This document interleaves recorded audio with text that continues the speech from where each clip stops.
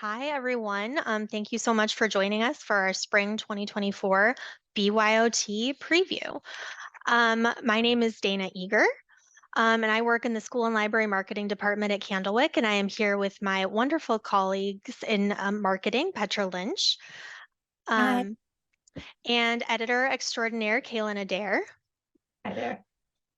To spill the tea on some exciting new picture books and early readers coming out next spring. If you find it useful, you can follow along using the Edelweiss catalog with all of the titles we'll be talking about today with the link that was just dropped in the chat box. You can also request digital arcs through Edelweiss at any time during the preview by clicking on the request bar on the right-hand side. There is also a Q&A feature at the bottom of the screen, so feel free to submit any specific questions for our author guests through that Q&A box, and we'll try to answer them. We do have closed captioning available, and it should already be running at the bottom of your screen, so you can toggle on and off with the closed captioning button if you so choose. But if you're having any technical difficulties, don't worry. The video will be on demand following the event for all registered attendees. And there will be a virtual goodie bag with more resources available at the end as well. So now I am delighted to introduce editor Kaylin Adair, who will be in conversation with our first guest speaker, Supriya Kelkar. Supriya Kelkar is an Indian American author and mixed media illustrator of many wonderful books for children. Her beautiful new picture book, And Yet You Shine, is her author illustrator debut. And to learn a bit more about her and her book, we are going to start with a short video.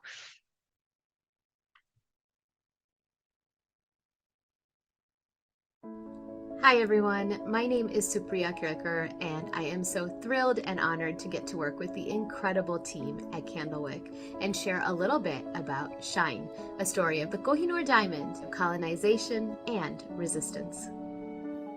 The Kohinoor diamond used to be the biggest diamond in the world. It sat in the peacock throne in India.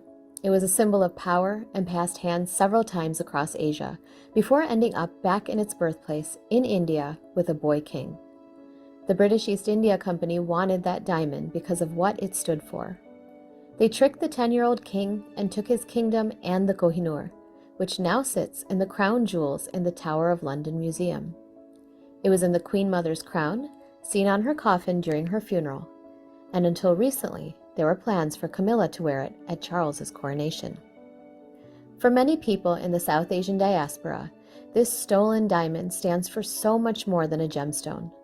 It symbolizes the brutality of colonization and its lasting effects still seen today. It symbolizes injustice, millions of lives lost, industries destroyed, and $45 trillion stolen from India, Pakistan, and Bangladesh by British colonization.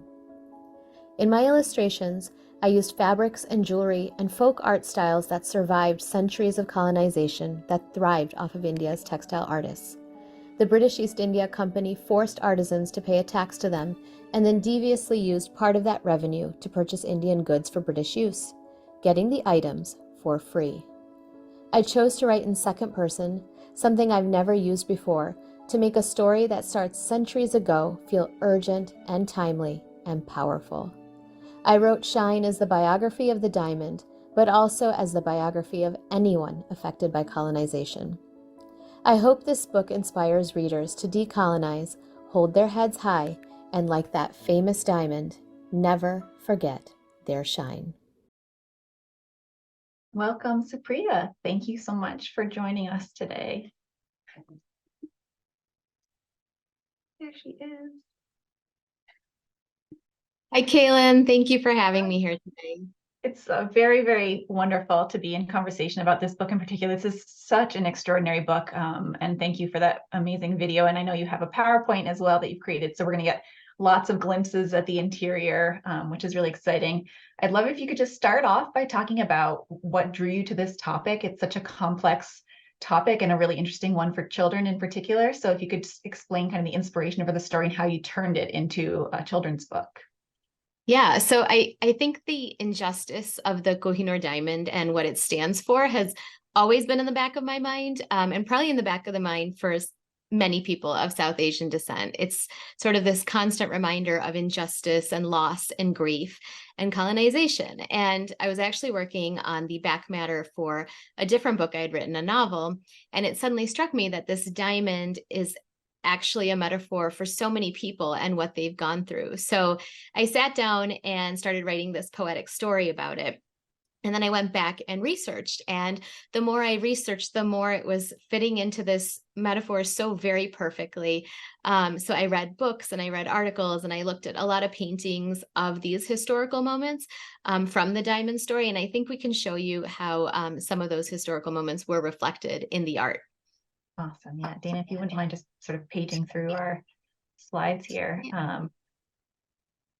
Was there like something in particular that was surprising to you About the research story, process? or so not really. I think I knew a lot of the story. I probably didn't know a lot of the like details about. I always knew it was a boy prince. I didn't realize he got it when he was basically a toddler and had it for several years. But Dana, if you could please go back a couple slides. Um, I think this is the first one. So you can see on the right that at one point the diamond was found as this big sort of chunk of rock from alluvial mining on a riverbank, and it passed hands. It went through many different people, and it went inside of the peacock throne. Is this the very first slide?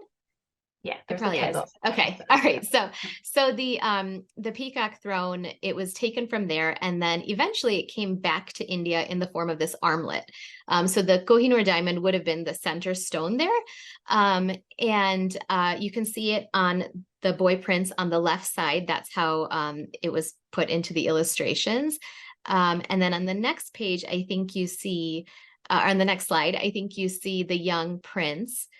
And that's his throne, and that's how he looked. And then on the slide after that, you'll see how he looks in our book. So that's what he looks like in our book. You can see the armlet still on his arm there. And we use this lotus metaphor throughout the book. And on the next page, I think you'll see his throne, which is also in the British Museum, where a lot of stolen goods are. So I made that throne out of paper, out of gold, handmade paper from India, and these tassels that often come on Indian wedding invitations. So that's the throne behind him over there. And I think there might be one more. So after it was taken from this boy prince, it went to Queen Victoria and her husband, and they put it on display in the Great Exhibition in 1851.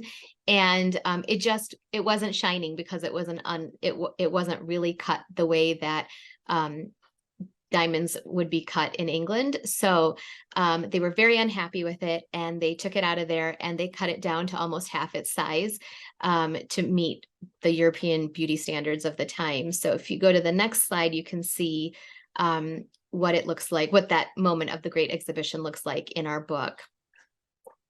And then I think there might be one more slide after this with the art.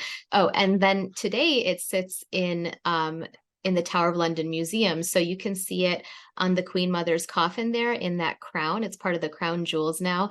And then you can see it through history, passing down the line of royalty in our book like this. And I remember when we were finalizing the art for this, Supriya, there was a question still at that point about whether Camilla would wear the diamond at the coronation of King Charles. That's right. So because this very much in the news at that point. It was. And then there was a big call out because a lot of people started talking about how these are all stolen diamonds from colonization. And there was a big outcry to return the diamond. And so I think for the first time since this crown's been around, it wasn't used. And she wore a different crown with other stolen diamonds. So, you know. Wasn't returned either, to be clear. It wasn't returned. It's still in the Tower of London. Yes. And then Dana, is this the last of our art slides? Yes, I think so. Yes. Okay. So thank you so much, Dana, for the help with that. So I think the next sort of section of this PowerPoint has your different art styles that you use. I'd love to hear you talk about this because you work with so many different media, and some of the ones in this book in particular, have deep significance. And I'd love to just hear your art process a bit. Yeah, so I use mixed media and digital collage, and I assembled characters out of paper and tissue paper and this very traditional folk style of making handmade paper in India, and that texture is really interesting because you can see all these fibers. So here is, I hope it doesn't break, but here is the peacock that was made in that video, and his feathers are made out of this handmade paper. And then this is the crown. The crown has, sorry, the throne. The throne has fallen apart. Its legs are on the floor, but this is what it looked like before it was put into this piece of art here. So I really wanted to pay homage to the weavers and artisans and craftspeople whose craft and lives were endangered due to colonization. You heard in the video how they were really tricked into giving up their art for free, basically. So I made sure to incorporate several different art styles, traditional art styles that were in trouble because of colonization, which we can show you now. So this one highlights a lot of metal, stone, mirror, and gem work. You can see the different stones and the throne, and on that peacock on the right, which later gets put into the throne on the left. On the next slide, I think you can see more of the weavers. So the weaving techniques in India were really sought after. So this is a weaver making a very particular type of sari embroidery. And then on the next slide, these are 3 different styles of folk art. So the horses are a style called Pichwai, the elephants are Madhubani, and the camels are block printed, which is just when you carve into wood and you stamp. It's so beautiful. Thank you. And then a lot of the animals in this book are supposed to look like block printing. So in this big picture on the left, in the waves, you can see these fish, and we have a little bit of a close up on the right. And I used traditional Indian fabrics, chiffons and cotton, and just blended them into different pieces of our background. So they serve as the sea over here. And then on the next slide, you can see, well, that's my carpet on the bottom, but the purple is an Indian scarf used to make the crown. And I think, and then these are, again, Indian textiles. So bandanas are actually, it's an Indian word. It means to tie. So it's a kind of tie-dye. So you can see those white circles on the sides. That's from that style of art, peacock feathers, and again, more fabrics of different materials from India. Yeah. Thank you. And thank you, Dana. Sorry about the black box, folks. I know we were troubleshooting that earlier and we didn't quite manage to get rid of it, but hopefully you got a really good sense of just how extraordinary the artwork is in this book. And I think just knowing, all the background and the dual significance to these visuals just adds that much more depth to an already really, really profound story. So hopefully folks are really excited to pick it up and take a look at it when it's available. You did mention in the video as well that this is your first time writing something in second person. I'd love to just sort of hear about that choice and what you think readers kind of take from that. Yeah, I don't know why I did it. I don't think I've ever written in second person again, unless it was, assigned by a teacher several decades ago. But I think I knew The Diamond was a story of people. And when I sat down to write that first draft, that very first sentence is from the first draft: washed away by rippling waves, you sink in sandy sediment, caressed by your land. And I love how it really strengthens the ties between the reader and that diamond story and makes it really clear that this is the diamond story, but it is a story of all of us.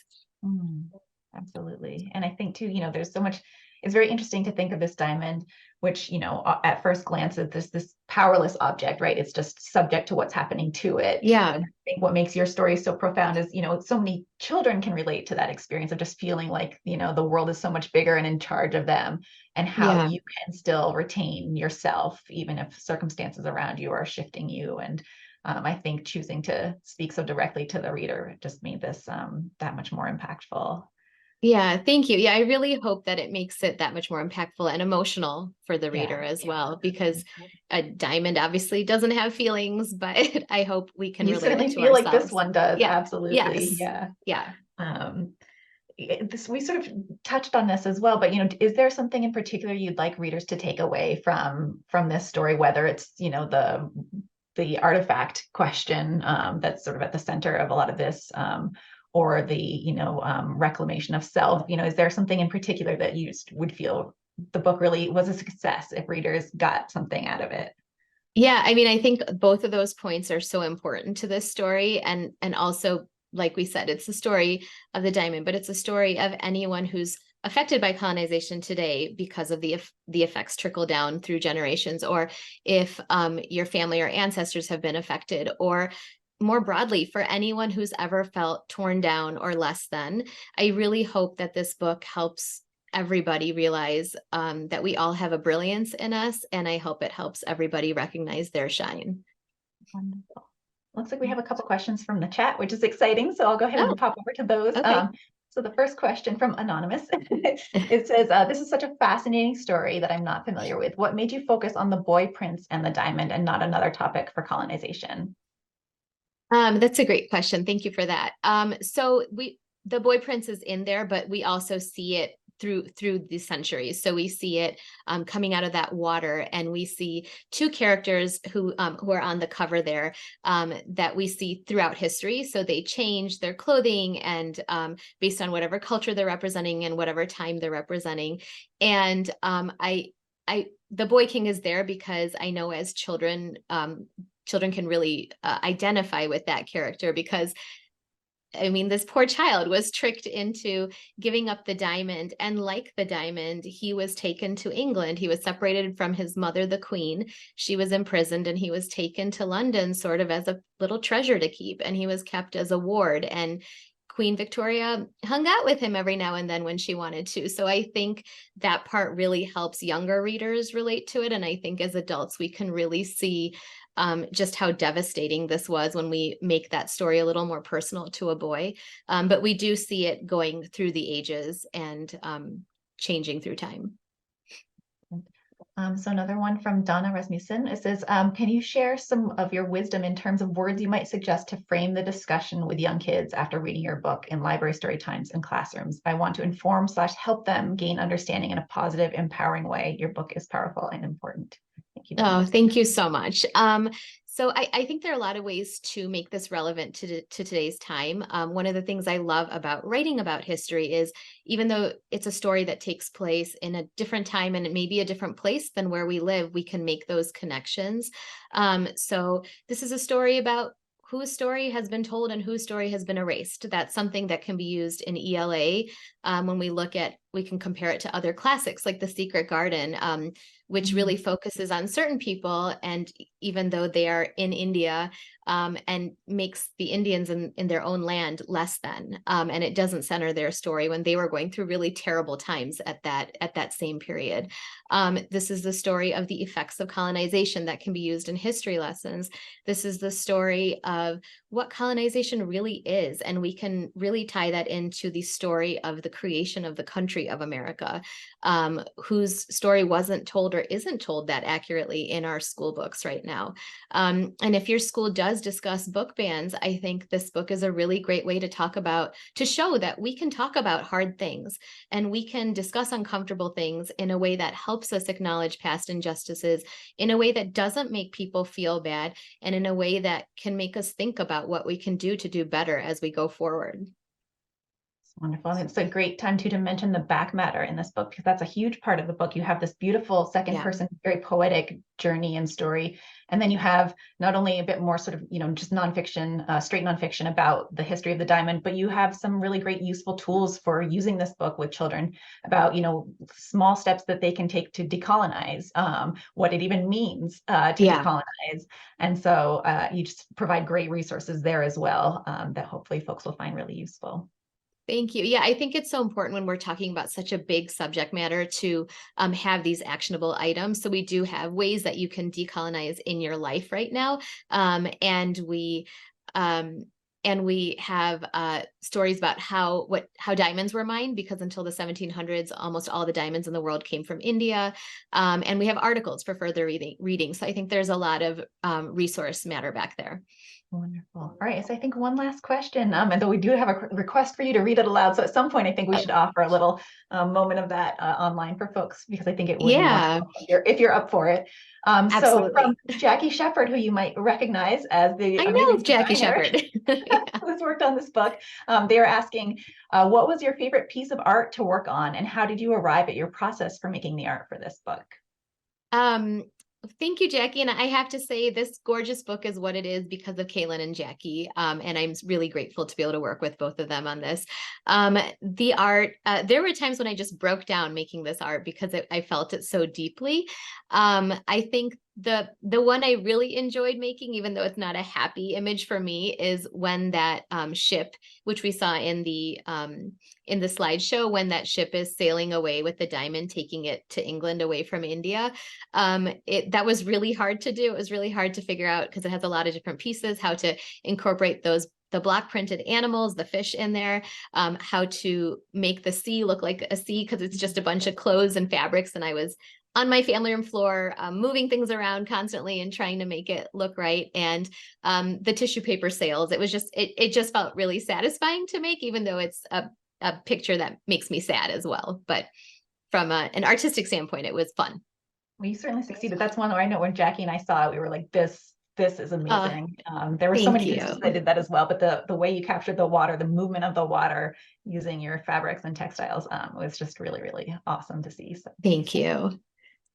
I think that's our time. So Yeah. thank you everyone for your questions, and thank you so much, Supriya, for being here and giving us a glimpse of this amazing, profound book. Thank you so much. Thank you to everyone on the Candlewick team.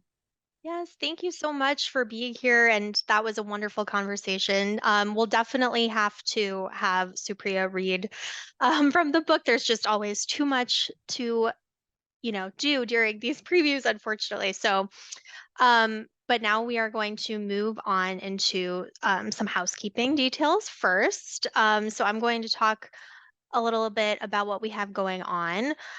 So first, of course, we are active on social media. So as always, be sure to follow us on our Twitter or whatever it is, Instagram, TikTok, Facebook, and YouTube. And if you are watching, please tag us if you're posting during this preview with hashtag Candlewick Preview. We would love to hear what you all are most excited about. And of course, you can also stay connected with us by signing up for our e-newsletters. We have our Candlewick Circ, which is specific for librarians, and of course, Classroom for teachers, and so on and so forth. Next, I also want to highly encourage you to tune into our Black Creators series, which is actually about to premiere its 4th season. In this educator-focused series highlighting the work of Black authors and illustrators, Dr. Sonia Cherry Paul, best-selling author, founder of Red Clay Educators, and co-founder of the Institute for Racial Equity and Literacy, leads discussions with children's book creators about their work and the powerful ways their books can live in classrooms. As you can see, this season we are looking forward to learning even more from these wonderful creators you can see listed here. And for more information about these wonderful conversations, you can go to blackcreatorseries.candlewick.com. And as you probably know, already this week we are celebrating Banned Books Week. At Candlewick Press, we believe in the right to read and have access to books, and we proudly stand with those fighting against book bans. In honor of Banned Books Week, we are so happy to be able to offer a donation of one book per live attendee. So, all of you here today, thank you so much, to Red Wine and Blue's Banned Bookmobile. Red Wine and Blue is an organization made up of women who believe you don't have to be a political activist to do your part.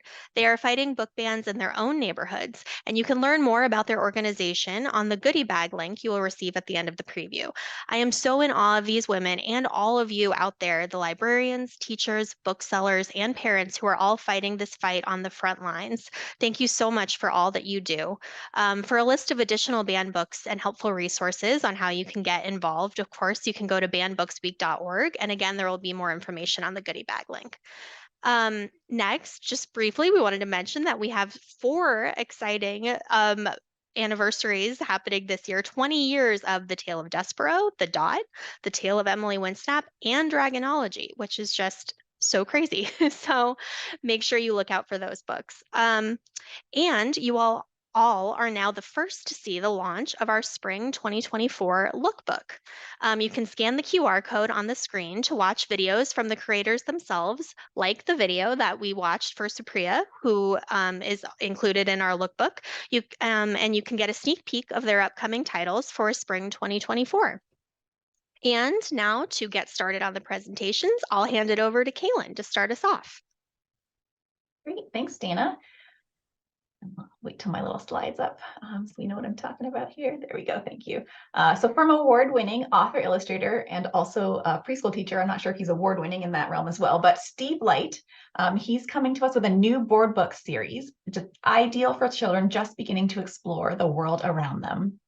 Anyone who's spent time in a preschool classroom will be familiar with the circle time question, what's the weather today? When Gus the rhino and Sully the mouse check out the weather each morning, they may see and feel the same thing, but they experience it in different ways. The bright sun is too hot for Gus, but just perfect for beach-loving Sully. Clouds inspire Gus's imagination. I see a bunny, but they just look like clouds to Sully. The wind is perfect for kite flying for someone sturdy, but threatens to blow away someone small. Whether rain or snow or sleet, Gus and Sully are on the spot, reporting back in their unique ways. This is perfect for the classroom or for the home, and it's a delightful new series that is perfect for the preschool set. All right, so the next is who's in charge? Bodily autonomy is such an important topic for children of all ages, one that deserves to be discussed in every home and classroom. But finding just the right book to introduce the topic to the youngest readers can be a challenge. So enter Who's in Charge, an affirming, exuberant ode to bodily autonomy, suitable for kids aged 2 to 5 and beyond. Close friends Stephanie Elaine Bray and Jenny Cleon were inspired to write this book when they realized that many of the boundary-crossing childhood experiences, like unwanted touches, hugs, and tickles, weren't just uncomfortable for many children, but constituted abuse. Their response to this realization was to create an age-appropriate story of empowerment and consent.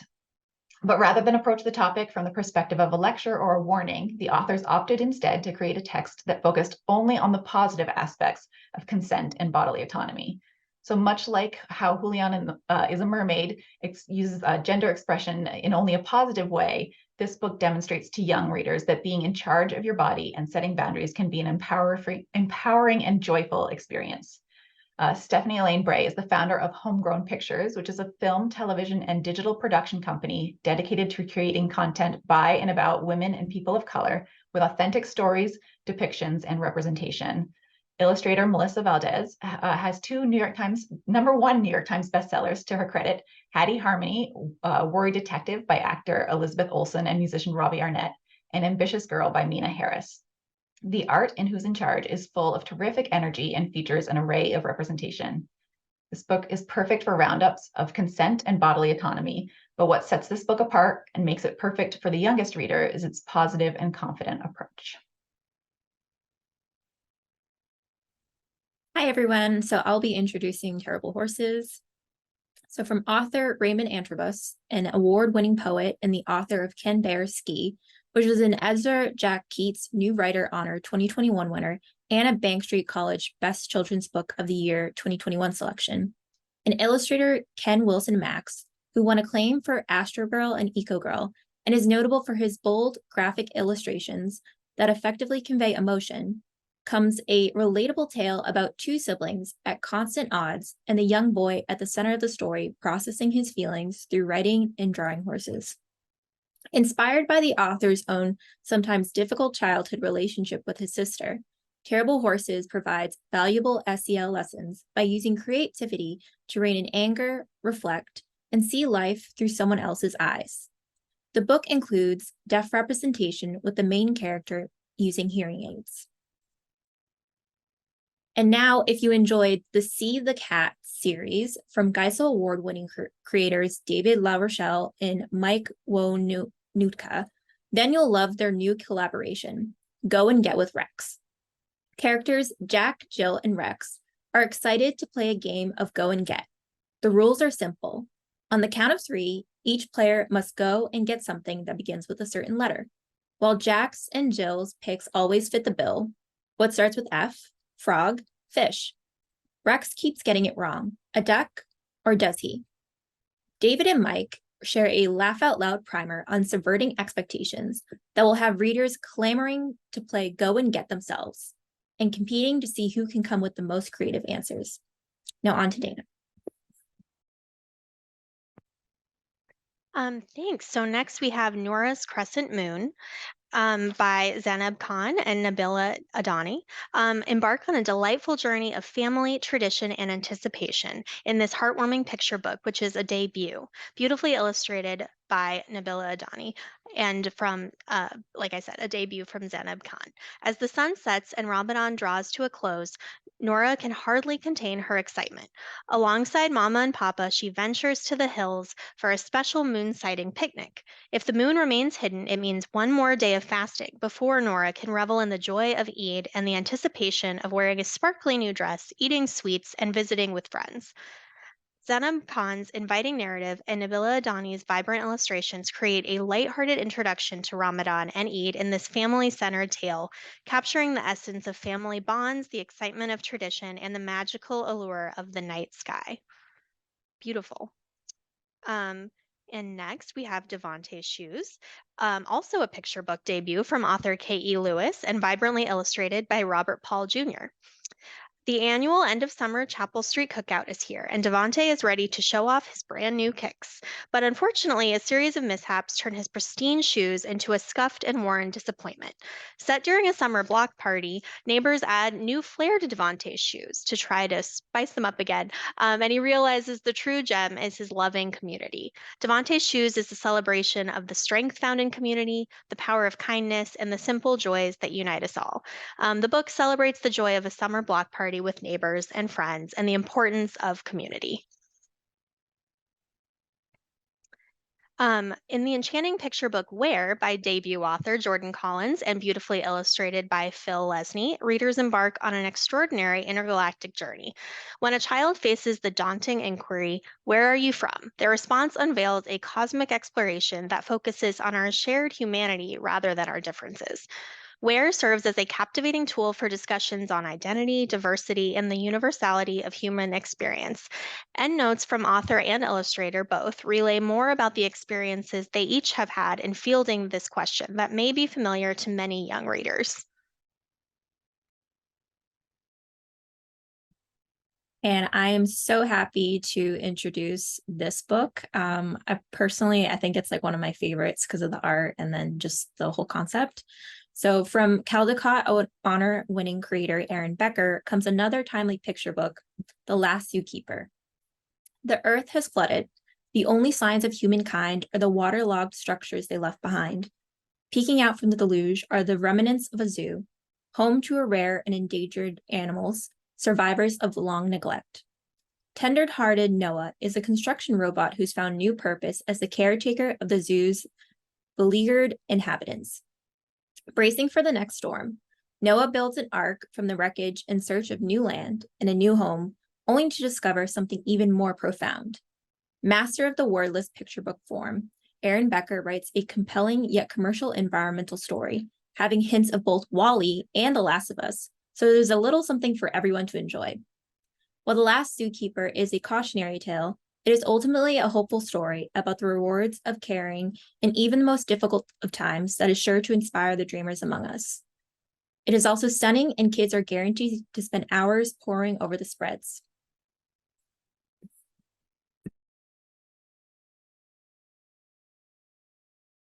Oh, sorry.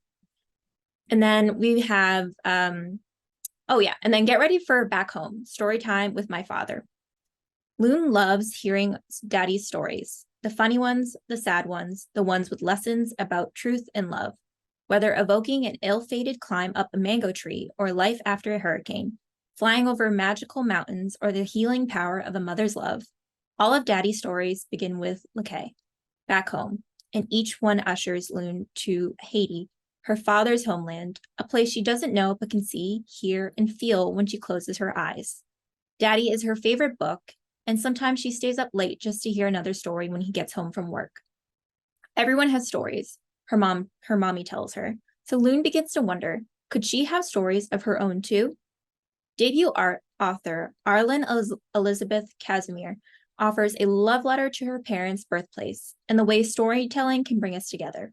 Illustrated in lush, enchanting colors by acclaimed artist Ken Daly, included in this book is a glossary and 2 author's notes, one to caregivers and teachers, one to kids, providing ideas and encouragement for sharing the power of story. And next, inspired by the hashtag BlackBoyJoy, acclaimed author Carol Boston Weatherford has penned a beautiful slice of life picture book about a bunch of Black boys enjoying their day. An ordinary but somehow revelatory concept. The boys play, talk, and have fun. It's a day in the life, and the boys experience joy unencumbered. The artwork from illustrator Reggie Brown is colorful and playful, and as a reader, you'll love seeing these boys having a good time and an experience free of risk, living their best lives. And then we are so fortunate to have not one, but 2 books from Carol Boston Weatherford on our list this season. From the all-star team behind Schomburg, The Man Who Built a Library, which received a slew of accolades, comes a powerful account of Paul Robeson, a gifted artist persecuted for his political beliefs and for his quest for racial equity. This expertly crafted biography really offers a full picture covering Paul's life from birth to death. And the dynamic illustrations from, of course, award-winning artist Eric Velasquez really bring Paul's story to life. In the face of book bans, there really is no such thing as too much when it comes to books that bring stories of racial injustice and political activism to young readers. There are, of course, extensive source notes and a bibliography in the back, which add helpful context. And then moving on to first chapter books, I am delighted to introduce a new full color first chapter book series from Kate DiCamillo, of course, and Canadian artist Carmen Mock. With the Mercy Watson series concluding, a new series is well timed for a new offering for this age group. 3 titles are currently planned, and we are so excited to introduce this first one with this gorgeous artwork. It will be similar to Mercy Watson in some ways, but instead of being super silly, it's much more heartfelt, exploring themes of friendship, trust, and overcoming differences and perceived differences. With humor and tenderness, 2-time Newbery medalist Kate DiCamillo brings us this first of 3 tales celebrating unlikely friendship and the power of sharing stories and doing the right thing. It's a soon-to-be classic. And then, of course, we would be remiss if we didn't also mention Ferris, which is the new upcoming middle grade novel from Kate DiCamillo, also coming out this spring. Talk about an embarrassment of riches. Here, the masterful Kate DiCamillo has outdone herself with a hilarious and achingly real love story about a girl, a ghost, a grandmother, and growing up. Thanks, Dana. So I am so excited and honored to share the first book of the Blue Stars series, Mission 1, The Vice Principal Problem, a new graphic novel series from 2 stars of the Kidlit community, Kekla Magoon and Cynthia Leidig-Smith. These 2 creators are also good friends, and several years back, they hatched a plan to write a kid-friendly, social justice-inspired, contemporary superhero graphic novel trilogy. When cousins Riley, who's based on Cynthia, and Maya, based on Kekla, move in with their grandmother, they don't exactly get along. Riley is extroverted and just wants to make friends, while Maya is introverted and just wants to be left alone. Being an extrovert, Riley is very people savvy, while introverted Maya happens to be a whiz with gadgets, skills that will come in quite handy when the girls realize that they share a mutual foe in the vice principal of their new school, who is threatening to shutter the extracurriculars the girls love in order to buy portable classrooms to put more kids in detention, which I love. I love the premise of this so much. Using their combined forces, Riley and Maya step in to save the day against power, money, and lies that endanger their school culture. It's your everyday superheroes set out to save the world story, featuring a diverse cast and super endearing full-color illustrations by newcomer Molly Murakami.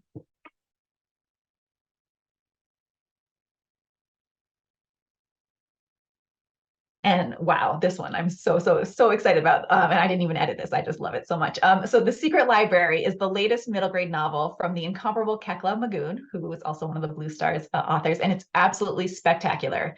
Think Kindred meets When You Reach Me. It's got such a terrific concept, especially for book lovers. A library where each book contains a real life secret, from minor transgressions and little white lies to family secrets and deathbed confessions.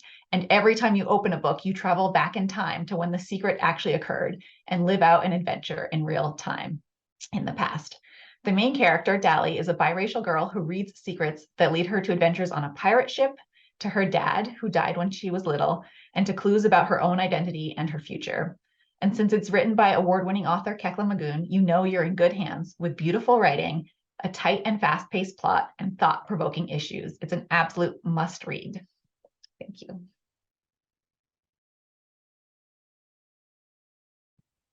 And now, just really quickly, I want to mention we are so excited that our MIT Kids Press imprint continues to grow each season with these beautiful and engaging books for the next generation of budding thinkers. Here you'll see a bunch of new picture books from brilliant authors, as well as continuing books in your favorite series on the next couple slides. So make sure you don't miss any of these titles.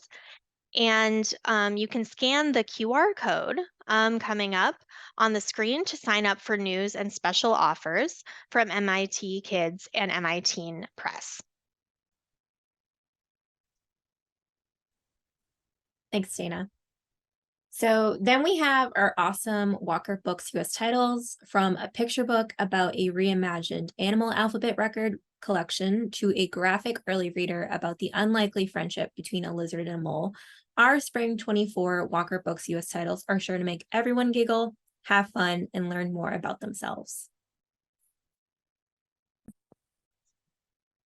And as I said, there's just too much to go through in these previews, but really quickly, I just wanted to mention that, of course, we have so many amazing books coming out next spring that we don't want you to miss. So really quickly here, we're going through them, but you can definitely find out more information about them on our goodie bag link. You'll have all of those ISBNs and everything, and you'll be able to request those digital ARCs.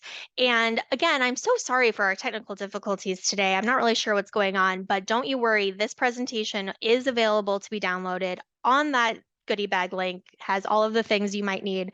But if for some reason it doesn't work out, definitely feel free to email me and we will get you this presentation so that you all have all of that important information about all of our awesome books. So now, finally, I want to introduce our amazing closing speaker. Vicki Fang is the author of the Layla and the Bots chapter book series, as well as the I Can Code board book series. She is the author and illustrator of our MIT Kids Press book, The Alphabots. A former Google product designer, she now writes and illustrates children's books full-time. Ava Lynn, Best Friend, is the first book in a hilariously relatable new chapter book series, where brand new first grader Ava Lynn is determined to find a best friend. And now, of course, Vicki Fang is here to tell us all about her new early chapter book series. Thank you so much for being here, Vicki. Hi, thank you so much for having me. Somebody's doing some loud gardening, so hopefully it's not too disturbing for you all. But thank you so much to the Candlewick team for organizing and for having me here. And I am going to share my screen. Oh, good. I'm glad you can't hear it. Okay. Okay, here we go. So I'm Vicki Fang. I am an author and sometimes illustrator. You might know me from some of my previous books, but I am here today to talk about my new chapter book series, Ava Lynn. I'm so excited about this series. So I'm going to give you a little bit of background about why I wrote this book, what my inspiration was, and then I'm going to read the first chapter for you. Okay, so why did I write this book? When I was thinking about approaching this project, I really wanted to write something funny. I have two boys. They are now 7 and 9 years old, and they love funny books. So I just wanted to write something that I thought that they would love. And then on the other hand, they are hilarious. They crack me up all the time. So they definitely give me lots of inspiration from their day-to-day shenanigans. And it was something that I wanted to work into the book because I felt like their experiences, as I'm sure many of you know, I get to see things in a new light, and I get to see things through their eyes and how they experience things. And it's often so funny, so intense. And I wanted to capture those experiences in the book so that readers would fall in love with reading the books and feel that relationship to the character. So that was kind of the first driving force, was that I wanted to create something that was funny and relatable. The next thing that influenced this book, for those of you that know me, you might know that before I was a writer, I was a product designer for kids and families. So I worked at Google, I worked at Intel, and I designed technology experiences for kids. And this was often to get them excited about tech or coding. But really, at the end of the day, it was about inspiring creative thinkers, creative problem solvers, kids that weren't afraid to try things, to imagine things, to fail and come back from it. And that's sort of a theme that goes through all of my books. I really want to encourage kids to be curious and thoughtful and creative and bold. And I think that that's something that influenced the way that I wrote the Ava Lynn series. Ava Lynn is constantly curious, fascinated, trying things, messing up, and she keeps on going. So that's another big theme in this book, is creativity and boldness. This next part, not as many people know about me, but I used to be an actress. So this is me when I was like 10, playing Titania in a rock musical version of Midsummer Night's Dream. And then in my early 20s, I was on a show. I had small parts on several shows, but this was a scene from Once and Again. If anyone remembers that show, I'm dating myself. But this very much influences the way that I tell stories, partially in the way I develop characters and develop the storylines, but really also in my illustration style. I really try to think of my illustrations as little plays, they're little vignettes, and I'm capturing the keyframes of that story in a way that expresses the emotion and the drama in a way that I feel will get across to readers. And so Ava Lynn is a little bit dramatic, a little bit expressive. And so that's one of the themes also in this book.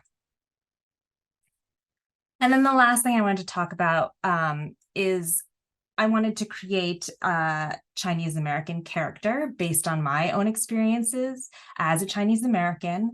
I didn't want to write a book about being Chinese American. I just wanted the main character to be Chinese American, so that that specificity of her family and her culture comes through in the details. You know, despite all of the universal experiences, there are details in her life that reflect being Chinese American in terms of, you know, the family friends, the things in her house.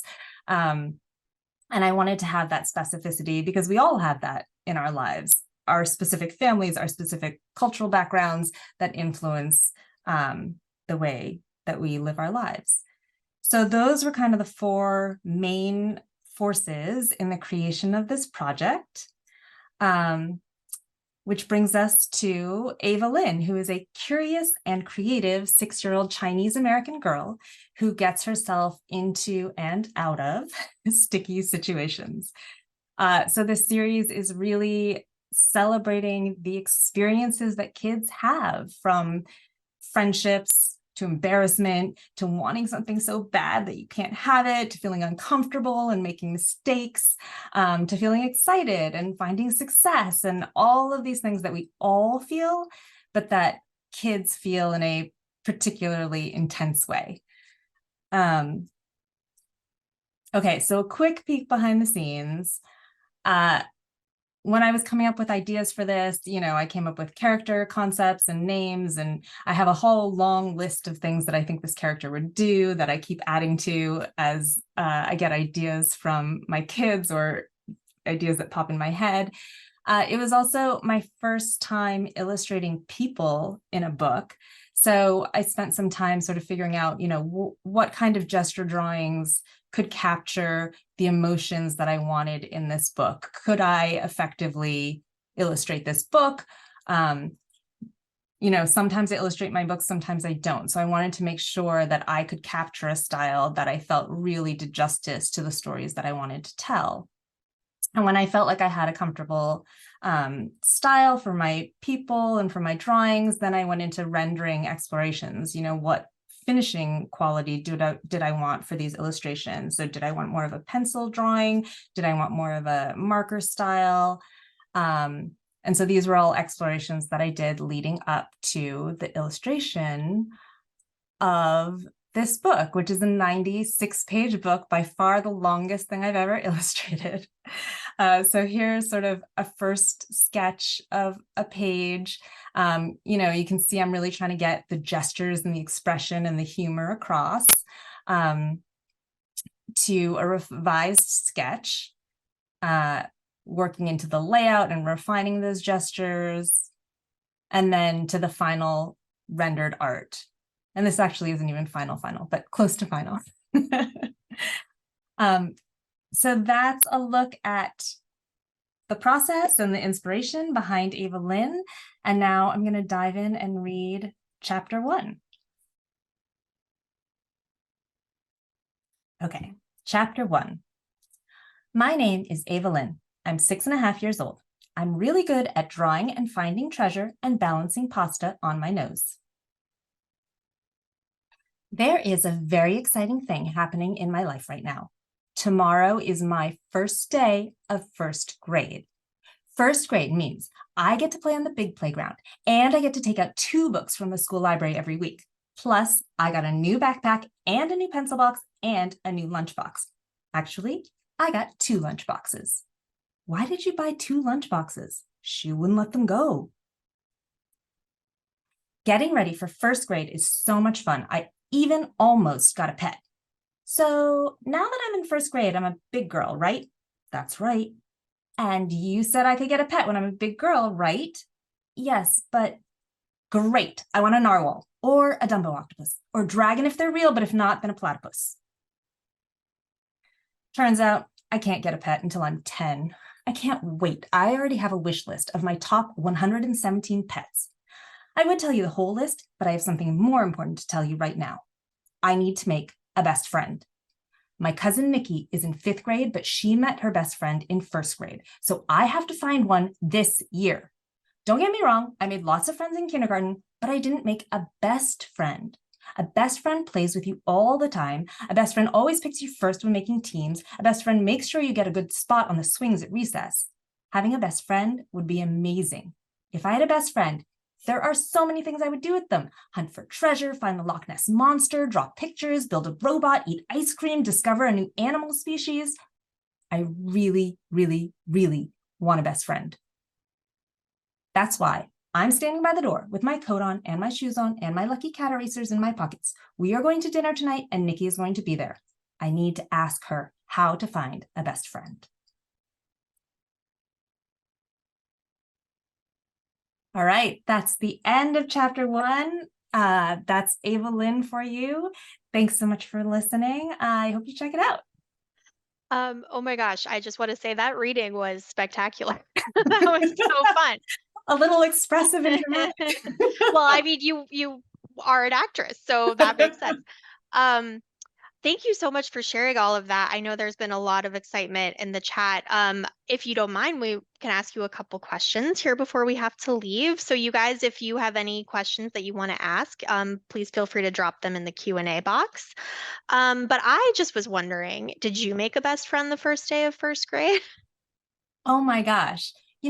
I remember Or going to school and my mom was walking me in. This, I guess, was kindergarten.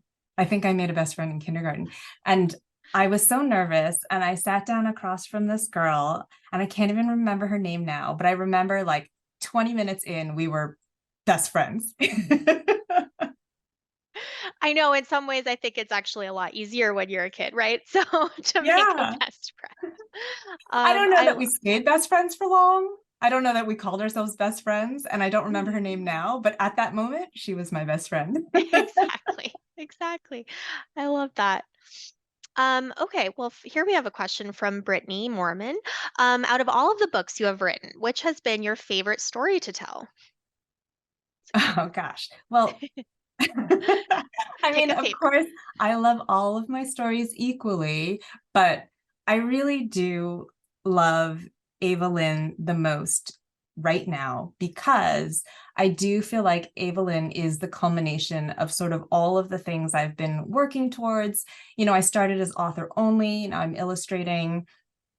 I This book kind of captures a quality of my kids' experiences and their lives in a way that feels very true. And that I'm working on books 2 and 3 now. So I feel like it's coming to me in a way that's not sort of a typical process. It kind of flows out in like this, like, oh yes, and then this ties to this and this ties to this. So it's a very organic writing process. That cracks me up too while I'm writing it.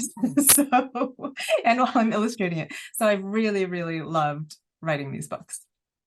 That's awesome. Yeah, there's so much hilarity that comes through with Evelyn. And we have a couple questions sort of asking. I mean, you kind of touched on it, but Sarah wants to know, have your sons read Evelyn yet? And did they recognize anything from their own lives? My sons love this book, and that's, high praise because they are very picky and they are a little bit like, they're 7 and 9 now. So the 9-year-old is like, your books are a little bit young for me because my earlier books, picture books, he's like, but they both crack up when they read this book, and they're so precious about the little moments that they recognize, because there are a couple things that they have done to wreak havoc on my life that happen in the books. And they're sort of like, ooh, that was me. So when you read the books, you can know half of the shenanigans really did happen. That's amazing to know because there are definitely some shenanigans and I love it. It's so fun and I think kids are gonna love reading it too. And I bet they'll find themselves, they'll also be like, "Oh, I did that." It's true, actually. I've had other people read it and be like, did I tell you that I did that as a kid? And I'm like, no, I didn't know. Oh, that's so funny. Well, I was also wondering, do you have a preference now of writing picture books or board books or now chapter books? Somebody is also asking if you might someday write a middle grade. Oh, these are good questions that I ask myself all the time. Um, I've thought about writing a middle grade. I've even drafted a middle grade, and it hasn't quite clicked for me yet. I haven't written something that I really love in middle grade yet. I do love writing chapter books, and I think that as I get more into illustrating, yeah, there's another secret unannounced project coming with Sarah, my editor for Evelyn, but it's an early reader graphic novel. So I think I'm enjoying the interplay of graphics and words. So wherever that takes me, which might be early readers, or maybe that'll take me to middle grade. I'm sort of terrified of illustrating 200 pages. I made it to 96 now. We'll see if I ever get to. Yeah, no, it just gradually you get there. No, that's awesome though. I mean, I love the spreads in the book, how it is sort of chapter book, but there is like a graphic novel sort of element to it, like the image of the Yeah. parents in the background just having their own little conversations. I found that very entertaining. Like, Oh, why did thank you get you. her two notebook? I mean, not two notebooks, two Two lunch lunch boxes. Thank you. Um, awesome. Well, I think we're about finished up here. Let me see, maybe one more question. Um, so yeah, well, this is another question about your sons and how you were inspired to make Ava funny like them. Um, so this says, why focus on female characters? Not like also Layla. Not that we don't love a female character, of course, but what did make you decide to do that rather than um Yeah. I mean, I think because I'm a woman, I feel like when I've been writing these characters that it made sense to make Ava a girl, but I do go back and forth sometimes, and Ava could have been a boy. It doesn't actually really matter. I was gonna say, I think that's what's so great about it is that she's just relatable to anyone, any, you know, gender, Yeah, gender non-conforming. It's just she's a playful kid. right, right. And some of the things, there is an incident in there that was from my childhood too. So it's kind of a mashup of like my kids and me. I love that. That's awesome. Well, thank you so much for being here. And I am going to invite everybody to come back on screen because I think that is about the end of our preview today. So, like I mentioned, all of these goodies and more are going to be in that goodie bag that should pop up for you at the end of the preview. But just in case, I think it's going to be dropped in the chat. There it is. Thank you. So thank you all so much for joining us today. We're so excited to get to share all of these amazing books with all of you, and I hope you enjoyed it. I wanted to say a special thank you to our amazing guest authors, Supriya Kelkar and Vicky Fang, my wonderful colleagues, Petra and Kaylin, and of course, Stephanie, who is running all of the tech stuff behind the scenes. Thank you all. You can view the presentation, like I said, and request digital arcs on that goodie bag. Thank you all for joining us and have a wonderful weekend. Thank you. Bye. Bye. Thank you.